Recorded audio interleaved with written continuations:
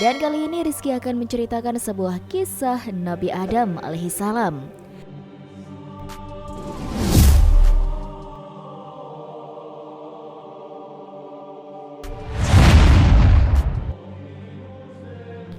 Kisah Nabi Adam kali ini akan menceritakan dengan lengkap bagaimana sejarah penciptaan Nabi Adam alaihissalam dan perjalanan hidupnya hingga wafat.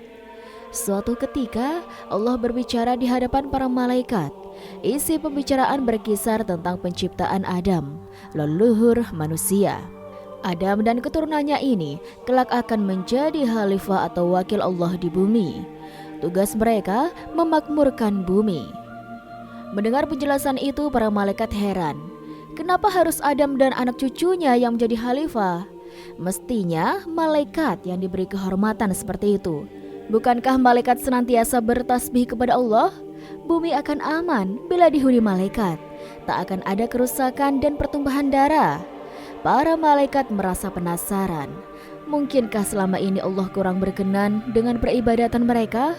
Oleh karena itu Allah berkehendak menciptakan makhluk yang lebih baik. Mereka khawatir kalau Allah Subhanahu wa Ta'ala menciptakan Adam itu lantaran kelalaian mereka, atau ada kesalahan yang mereka lakukan tanpa disadari. Muncul juga keraguan di kalangan malaikat. Mampukah manusia mengemban tugas berat itu? Sebab sebelumnya bumi pernah dihuni oleh kalangan jin. Ternyata mereka sering berbuat keonaran. Banyak terjadi pertumpahan darah, kemaksiatan, dan kerusakan di sana. Bukan tidak mungkin Adam dan anak cucunya juga akan melakukan hal yang sama. Keraguan para malaikat sebenarnya tidak beralasan, sebab Adam mempunyai beberapa keistimewaan.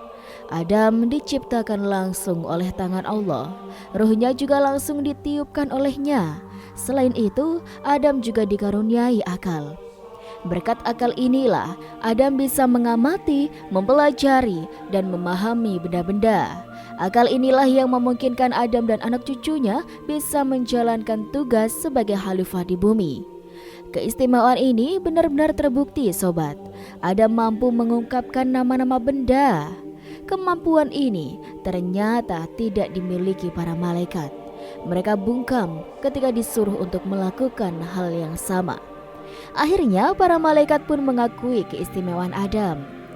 Kata Adam berasal dari Adim, Adimul Ardli, berarti permukaan bumi. Nama Adam erat kaitannya dengan bahan penciptaan. Adam diciptakan dari tanah yang ada di permukaan bumi. Setelah mati, Adam dan anak cucunya juga akan dikuburkan di dalam tanah. Akhirnya, wujud Adam menjadi sempurna. Allah kemudian meniupkan ruh kepadanya. Setelah ruh ditiupkan, Allah menyampaikan sebuah titah kepada para malaikat. Titah itu juga berlaku bagi makhluk lain yang saat itu berada dekat dengan para malaikat. Isi titah menyebutkan agar para malaikat bersujud kepada Adam, suatu penghormatan yang tak diberikan kepada makhluk selainnya. Alhasil, para malaikat patuh kepada titah Sang Pencipta. Mereka bersujud kepada Adam. Namun ada makhluk yang membangkang. Dialah si sombong iblis. Makhluk dari kalangan bangsa jin ini merasa sok hebat. Dia merasa lebih mulia ketimbang Adam. Alasannya, iblis diciptakan dari api, sedangkan Adam dari tanah. Api lebih baik daripada tanah. Sifat sombong sang iblis terlihat dari dua sikap. Pertama, iblis memandang rendah Adam. Di mata iblis, Adam hanyalah makhluk kemarin sore, sedangkan dia sudah ada jauh sebelum Adam ada. Lalu Adam pun diciptakan dari tanah, sedangkan dia diciptakan dari api. Masa dia harus hormat kepada makhluk seperti Adam itu? Kedua, iblis menolak kebenaran. Iblis menolak untuk bersujud kepada Adam, padahal dia tahu bahwa yang memberi titah itu adalah Allah Subhanahu wa Ta'ala. Penolakan iblis jelas merupakan kedurhakaan. Allah murka kepadanya. Akibatnya dia diusir dari surga. Tak hanya itu, sobat, iblis juga mendapat laknat Allah sampai hari kiamat. Ciri orang yang mendapat laknat Allah ialah tak bisa keluar dari kesesatan. Itulah sebabnya iblis selamanya berada dalam kesesatan. Bermula dari kesombongan, selanjutnya muncul kedengkian. Iblis merasa tidak nyaman lagi. Pasalnya, ada makhluk yang mendapat kemuliaan lebih darinya. Dia tak terima, tidak boleh ada makhluk lain yang mengunggulinya. Oleh karena itu, dia ingin membuktikan kalau Adam itu tidak ada apa-apanya. Caranya, dia akan berusaha menyesatkan Adam dan anak cucunya. Maka kadung mendapat laknat, iblis meminta tempo. Dia meminta umur panjang. Tak tanggung-tanggung sobat, sampai hari kiamat. Umur selama itu akan dipergunakannya untuk membalas dendam. Iblis tidak ingin sendirian berada di neraka. Dia ingin membawa Adam dan keturunannya turut serta. Hidup seorang diri tidaklah mengenakan. Hal ini juga dirasakan Adam. Tak ada teman curhat, tak ada kawan berbagi, baik dalam suka maupun duka. Pendek kata, Adam merasakan kesepian.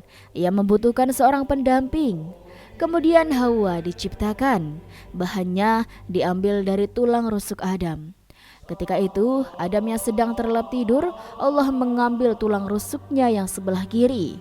Walau diambil tulang rusuk, Adam tak merasakan sakit. Sekiranya merasakan sakit, tentu Adam tidak akan sayang kepada Hawa. Setelah Hawa tercipta, para malaikat bertanya, "Adam, siapa yang ada di samping kau?" Seorang perempuan. "Siapa namanya?" "Hawa."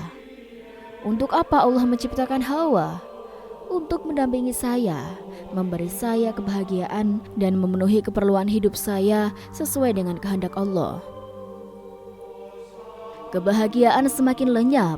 Allah menyuruh Adam dan Hawa tinggal di surga. Kehidupan di sana serba enak. Apa saja boleh dilakukan. Mereka bebas mencicipi apa saja sepuasnya. Namun ada satu pantangan.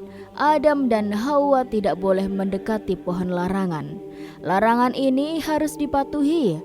Jika tidak, mereka bisa celaka. Di surga, Adam tidak perlu mencari nafkah. Segala keperluan sudah tersedia. Singkat cerita, Adam dan Hawa tidak akan kelaparan, kehausan, dan kelelahan. Sungguh menyenangkan, semua boleh dilakukan. Yang penting tidak dekat-dekat dengan pohon larangan. Mudah bukan? Sejak membangkang, iblis tidak diperkenankan lagi tinggal di surga. Perasaan dendam dan dengki iri iblis semakin menjadi-jadi. Iblis tidak senang melihat Adam dan Hawa bahagia. Oleh karena itu, iblis selalu mencari-cari kesempatan. Dia ingin memperdaya mereka. Pokoknya, Adam juga harus keluar dari surga. Kesempatan itu kini ada. Pohon larangan. Adam dan Hawa dilarang mendekati pohon itu.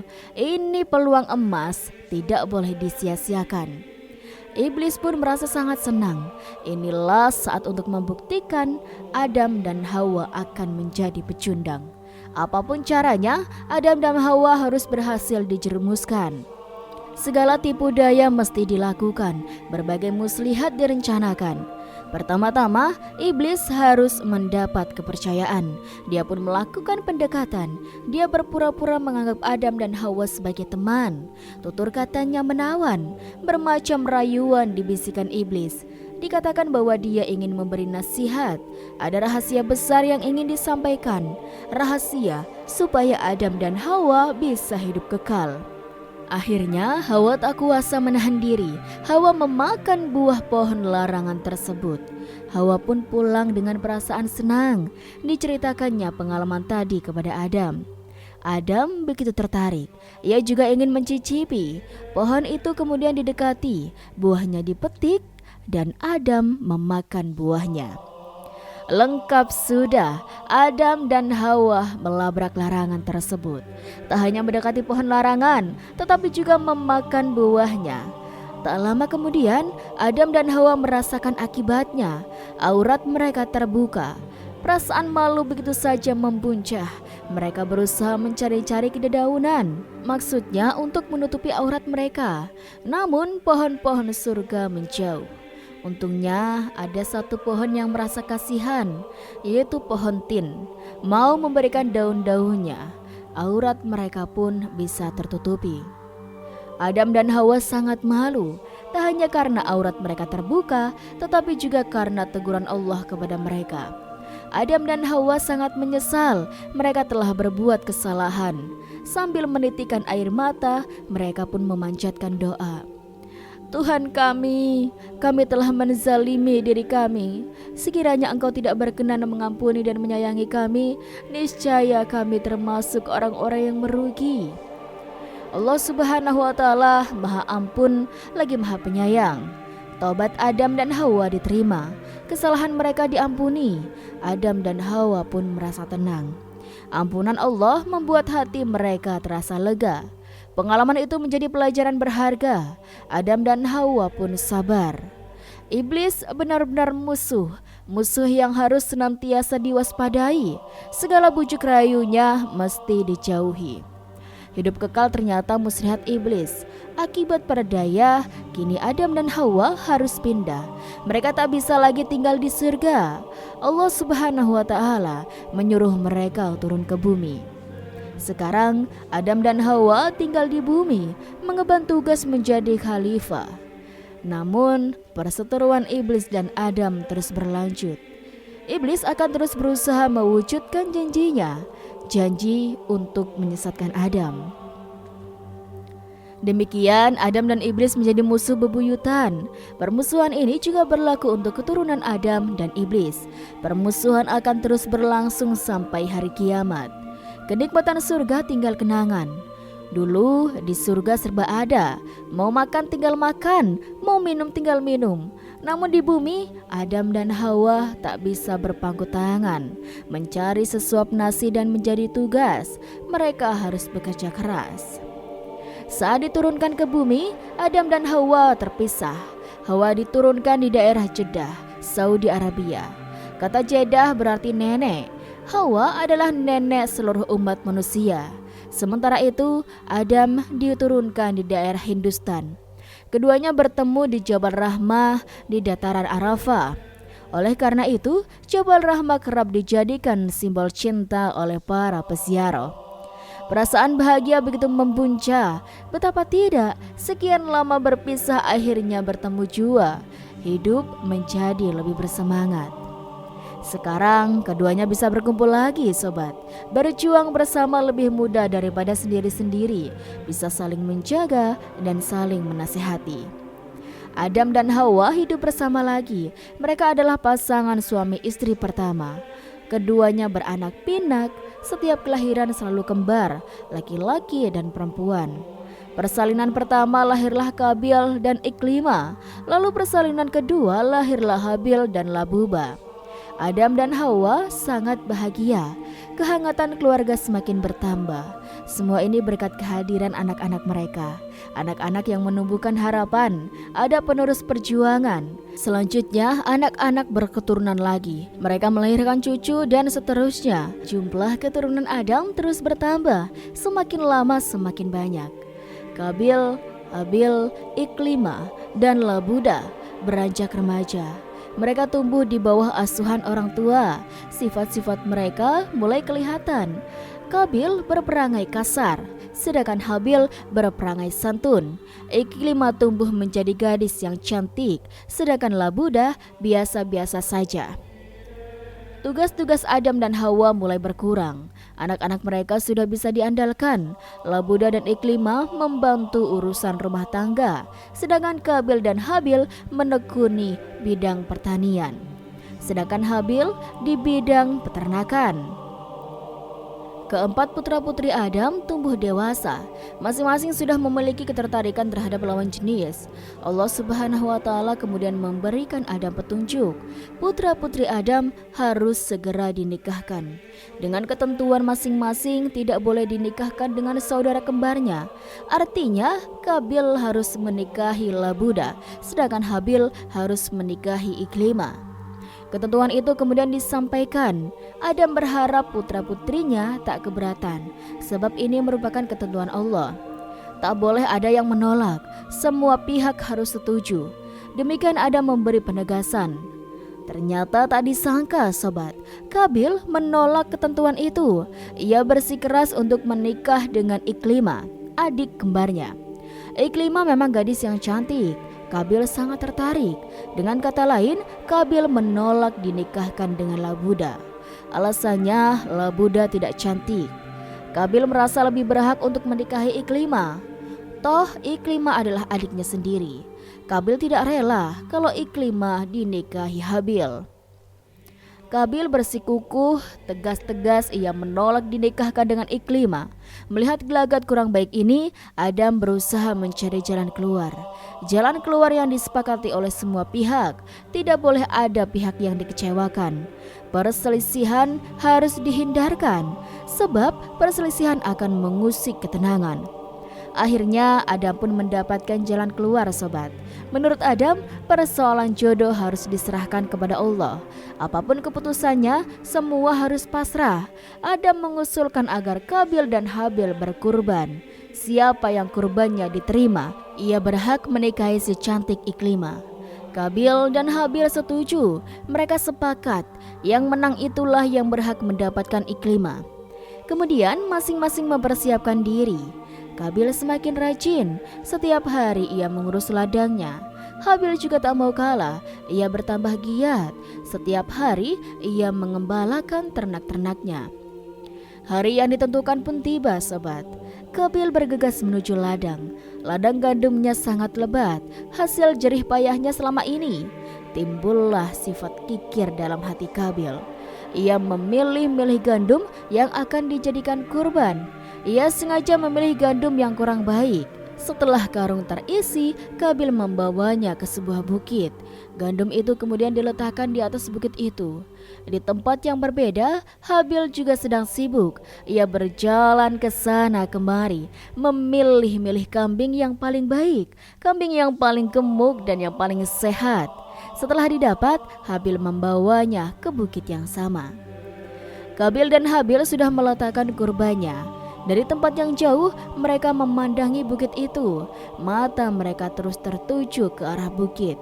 Anggota keluarga yang lain justru menyaksikan. Hati mereka berdebar-debar. Kurban siapa gerangan yang akan diterima? Selang beberapa saat, api besar turun dari langit. Api itu kemudian menyambar kambing. Habil bersyukur, kurbannya diterima. Dalam tempo singkat, kambing Habil pun lenyap. Si jago merah melahapnya. Sementara itu, gandum Kabil masih utuh, sedikit pun tidak berkurang. Alhasil, Habil menjadi pemenangnya. Kurbannya diterima. Sesuai dengan kesepakatan, ia berhak mempersunting si cantik Iklimah. Hati Habil pun berbunga-bunga. Ia sangat bahagia. Lain halnya dengan sang kakak. Kabil merasa sangat kecewa. Kurbannya tak diterima. Ia gagal menikahi Iklimah. Kabil tidak bisa menolak dengan perasaan kecewa. Ia pun menerima keputusan Habil dinikahkan dengan Iklimah. Kabil benar-benar kecewa. Harapannya pupus. Dia tak bisa menikah dengan Iklimah. Kekecewaannya semakin menjadi-jadi. Lambat laun tumbuhlah perasaan dengki. Dengki melahirkan dendam. Dendam memunculkan niat jahat. Akhirnya Kabil pun bertekad menghabisi Habil. Suatu ketika Adam hendak berpergian. Sebelum berangkat, Adam menyampaikan amanat kepada Kabil untuk menjaga semua anggota keluarga. Kerukunan harus dipelihara. Kabil pun mengangguk-angguk. Ia berjanji untuk menjalankan amanat itu dengan sebaik-baiknya. Dalam hati Kabil pun tertawa. Ia merasa sangat senang. Senang bukan karena mendapat kepercayaan dari sang ayah, tetapi ia merasa mendapat kesempatan. Ya, kesempatan untuk membalas dendam. Adam berangkat dengan hati tenang. Dengan sepenuh hati, ia percaya kepada Kabil. Bagaimanapun Kabil adalah anak sulung, Kabil yang dituakan. Tak lama setelah Adam berangkat, Kabil pun bersiap-siap. Ia akan menyatroni peternakan. Sesampainya di sana, Kabil segera menghampiri Habil. "Aku datang untuk membunuh kau." Kabil menghardik penuh kebencian. "Apa salah saya? Mengapa kakak hendak membunuh saya?" "Karena kau telah merampas harapanku. Kau telah merebut Iklimah." "Allah yang menentukan, Kak. Saya hanya berusaha." "Saya juga berusaha," bentak Kabil. Ketahuilah kak, Allah hanya menerima kurban dari orang berhati tulus. Orang yang berhati tulus akan memilih kurban yang paling baik. Kenapa kakak memilih gandum yang busuk? Jelas saja kurban kakak tidak diterima. Alah, sudahlah, kau jangan nyerocos terus. Tidak usah rapat-rapat memberi nasihat. Aku tetap akan membunuh kau, kata Kabil berang. Bukannya kakak juga telah setuju dengan penyelesaian seperti itu? Sadarlah kak, kakak jangan terperdaya oleh setan. Ingat, setan adalah musuh kita. Setan yang telah mengakibatkan ayahanda dan ibunda keluar dari surga. Berpikirlah sebelum bertindak kak. Jangan sampai kakak menyesal kelak. Diam, aku akan membunuh kau. Jika kakak bersikeras, aku tidak akan membalas. Saya takut kepada Allah. Saya tidak akan melakukan perbuatan zalim. Semua saya serahkan kepada Allah. Masuk telinga kiri, keluar telinga kanan. Nasihat Habil sama sekali tak ada artinya sobat. Yang terjadi malah Kabil semakin marah. Dendam semakin tak tertahan. Rasanya ia ingin segera menghabisi nyawa adiknya itu. Iblis ternyata tak menyia-nyiakan kesempatan itu. Ia terus-menerus membisikkan kejahatan. Sebenarnya Kabil sendiri kebingungan. Tak tahu apa yang harus dilakukan. Belum terfikirkan bagaimana membunuh Habil. Saat Kabil kebingungan, iblis pun menjelma. Di hadapan Kabil, iblis menghantam kepala seekor burung dengan batu. Darah segar pun muncrat, kepala burung itu pecah. Sesaat burung itu menggelepar-gelepar, lalu mati. Kabil mendapatkan ide sekarang. Ia tahu apa yang harus dilakukan, tinggal menunggu saat yang tepat. Saat itu, Habil sedang terlelap tidur. Kabil pun berjalan. Ia menghampiri sang adik. Batu besar menghantam kepala Habil. Saking kerasnya hantaman batu tersebut, tak lama kemudian Habil menghembuskan nafas terakhir. Peristiwa ini merupakan pembunuhan yang pertama kali dilakukan manusia di bumi ini. Bingung, demikian yang dialami Kabil setelah membunuh sang adik. Tak tahu apa yang harus dilakukan. Mayat Habil lama tergeletak, sampai-sampai mengeluarkan bau busuk. Kabil hanya bisa mondar-mandir. Beberapa lama kemudian datanglah 2 ekor burung gagak. Kedua burung ini berkelahi. Salah satunya kemudian mati. Lalu si pemenang pun menggali tanah dengan cakarnya. Setelah cukup, bangkai burung gagak itu dimasukkan. Bangkai burung gagak itu dikuburkan ke dalam lubang. Melihat kejadian itu, Kabil termenung. Lalu ia baru menyadari kedunguannya. Bodoh sekali aku ini. Masa aku kalah pintar sama burung gagak itu? Gerutunya. Burung gagak telah mengajari Kabil. Hal yang sama kemudian dilakukan oleh Kabil. Sebuah lubang digali. Setelah cukup dalam, ia memasukkan mayat Habil ke dalamnya. Beberapa hari kemudian Adam pun pulang. Ia ingin segera bertemu dengan keluarganya. Terbayang keluarganya hidup rukun, tak ada perselisihan. Sampai di rumah, Adam beristirahat sejenak. Anggota keluarga berkumpul di dekatnya. Usai melepas lelah, Adam menanyakan perihal Habil, karena memang dari tadi Habil tak kelihatan. Di mana Habil? Tanyanya. Saya tidak tahu.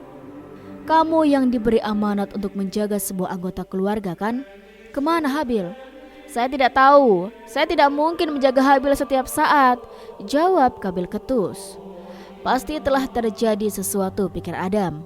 Tapi kemana gerangan harus mencari Habil? Akhirnya Adam pun tahu Habil telah dibunuh. Pelakunya siapa lagi kalau bukan Kabil? Adam sangat berduka. Terbayang bagaimana Habil dianiaya. Tega nian sang kakak, disuruh menjaga malah membunuh. Gara-gara dengki, hubungan keluarga jadi rusak. Seorang kakak bahkan tega membunuh adik kandungnya sendiri.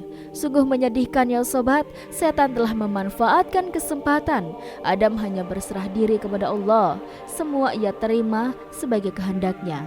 Kepedihan ia hadapi dengan kesabaran. Bahkan ia tetap memohonkan ampun untuk anaknya Kabil. Nabi Adam terus berdakwah di kalangan anak cucunya, mengajak mereka mengamalkan ajaran Allah untuk menyembahnya, berbuat baik kepada sesama, jujur dan saling menolong. Dalam riwayat, Nabi Adam wafat dalam usia 1000 tahun setelah sebelumnya menderita penyakit selama 11 hari. Setahun kemudian, Hawa pun meninggal. Sebagian riwayat menyatakan Nabi Adam dimakamkan di kota Mekah dan Hawa dimakamkan di kota Jeddah.